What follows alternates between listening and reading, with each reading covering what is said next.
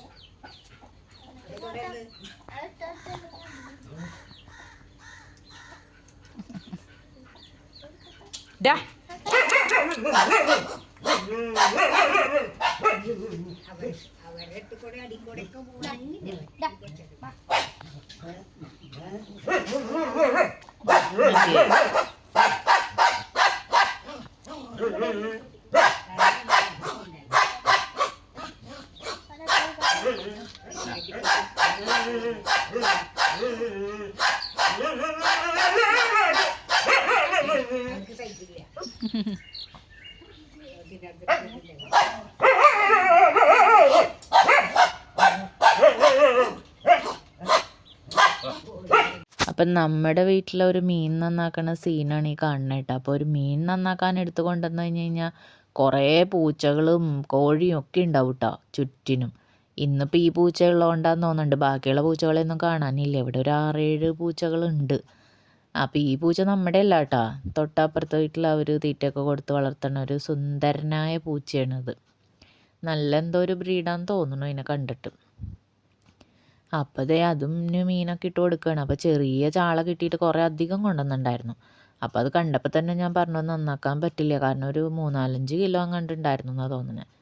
അപ്പോൾ ചേട്ടൻ പറഞ്ഞു എന്നാൽ തലയൊക്കെ വെട്ടിത്തരാം ഞാൻ, അത് കഴിഞ്ഞ് കഴിഞ്ഞിട്ട് കല്ലുപ്പ് ഇട്ടിട്ട് അങ്ങനെ ഉരച്ച് കഴിഞ്ഞ് കഴിഞ്ഞാൽ ആ ചെതമ്പലൊക്കെ പോവും, അപ്പോൾ അത് അച്ചാറിടാമെന്നും പറഞ്ഞാണ് ഈ നന്നാക്കണേ കേട്ടോ. അങ്ങനെ ഇത് ഏകദേശം 1-2 മണിക്കൂറിൻ്റെ പരിശ്രമ ഫലമായിട്ട് എല്ലാ ചാളകളും നന്നാക്കി ചേട്ടൻ എന്നെ ഏൽപ്പിച്ചിട്ടുണ്ട് കേട്ടോ. അപ്പോൾ അത് കഴിഞ്ഞപ്പോൾ ഞാൻ ദേ ആ ചാളയിലേക്ക് മഞ്ഞൾപ്പൊടിയും മുളക് പൊടിയും ഉപ്പൊക്കെ ഇട്ടൊന്ന് നന്നായി പുരട്ടി വെച്ചു. അപ്പോൾ ഈ കല്ലുപ്പ് കുറച്ചധികം ഇട്ടിട്ട് ഈ ചാളയിൽ നല്ലോണം ഇങ്ങനെ ഉരയ്ക്കണ സമയത്ത് അതിൻ്റെ ചെത്തമ്പലെല്ലാം പോയായിരുന്നു കേട്ടോ. അത് ഞാൻ വീഡിയോ എടുക്കാൻ മറന്നുപോയി. ഇനിയിപ്പോൾ നമുക്ക് വേണ്ടത് ഇഞ്ചി വെളുത്തുള്ളി പേസ്റ്റ് ഉണ്ടാക്കണം. അപ്പോൾ ഇതൊക്കെ നന്നായിട്ട് തൊലി കളഞ്ഞ് അരച്ച് പേസ്റ്റാക്കി നമുക്ക് വെക്കാം കേട്ടോ. പിന്നെ അത് കഴിയുമ്പോൾ കുറച്ച് ഓയിൽ ഒഴിച്ചിട്ട് 1-2 ബാച്ചായിട്ട് തന്നെ ആ ചാളകളൊക്കെ ഞാൻ വറുത്തെടുത്തു കേട്ടോ. അപ്പോൾ വറക്കുമ്പോൾ നമ്മൾ ശ്രദ്ധിക്കേണ്ട കാര്യം ഒരുപാടങ്ങ് ഫ്രൈ ആയി പോകണ്ട, ഒരു മീഡിയം ലെവലിൽ ഫ്രൈ ചെയ്താൽ മതി. പിന്നെ ഞാനത് പീസസ് ഒന്നും ആക്കിയില്ല കേട്ടോ, കാരണം ഓൾറെഡി ചെറിയ ചാളകളാണല്ലോ. അപ്പോൾ പിന്നെ അത് അങ്ങനെ തന്നെയാണ് ഞാൻ വറുത്ത് കോരി വെച്ചേക്കണേ കേട്ടോ.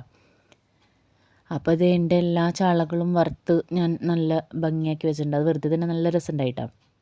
പിന്നെ ഇനി നമുക്ക് ഇടാനുള്ള പൊടികൾ മുളക് പൊടി, മഞ്ഞൾപ്പൊടി, ഉലുവപ്പൊടി, കായപ്പൊടി, ഇത്രയും പൊടികൾ നമുക്ക് അതിലേക്ക് ചേർത്ത് കൊടുക്കണം.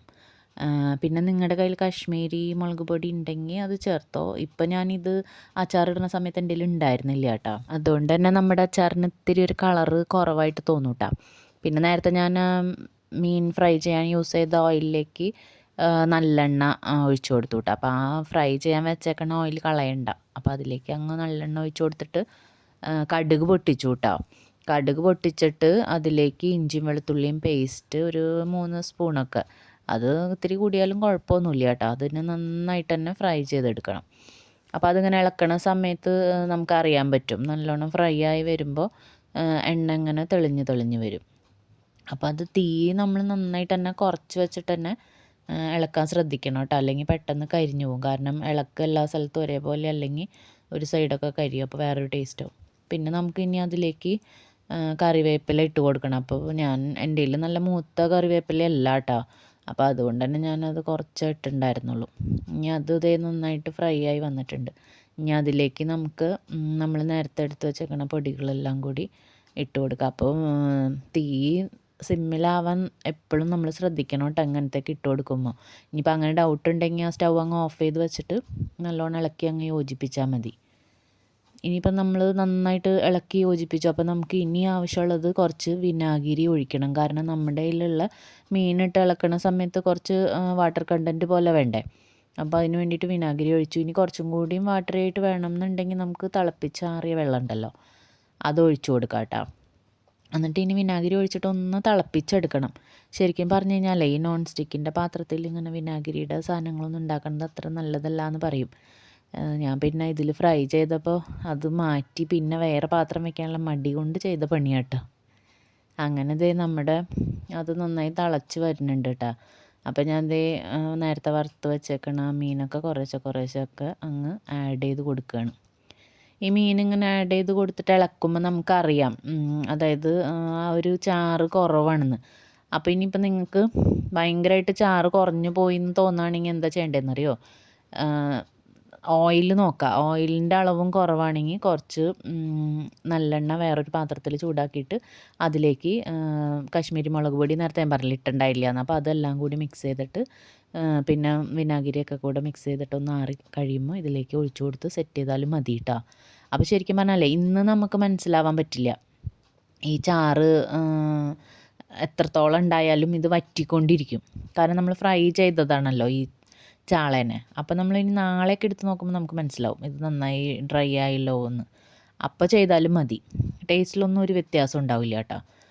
ഞാൻ ഈ ചാള അച്ചാറ് ആദ്യമായിട്ടാണ് ഇട്ടത് കേട്ടോ, പക്ഷേ നല്ല ടേസ്റ്റ് ഉണ്ടായിരുന്നു. അപ്പോൾ ഇത് ഞാൻ കുറച്ചും കൂടി വിനാഗിരി അതിലേക്ക് ഒഴിച്ചു കൊടുത്തിട്ടുണ്ട് കേട്ടോ. അങ്ങനെ ഇത് ഇളക്കിയൊക്കെ മറിച്ചൊക്കെ എടുത്തു. പിന്നെ ഞാൻ പിന്നെ അധികം ഓയിലും ഒന്നും യൂസ് ചെയ്യണില്ല. കാരണം ഇതിപ്പോൾ അധികം ദിവസമൊന്നും ഇവിടെ ഇരിക്കില്ല.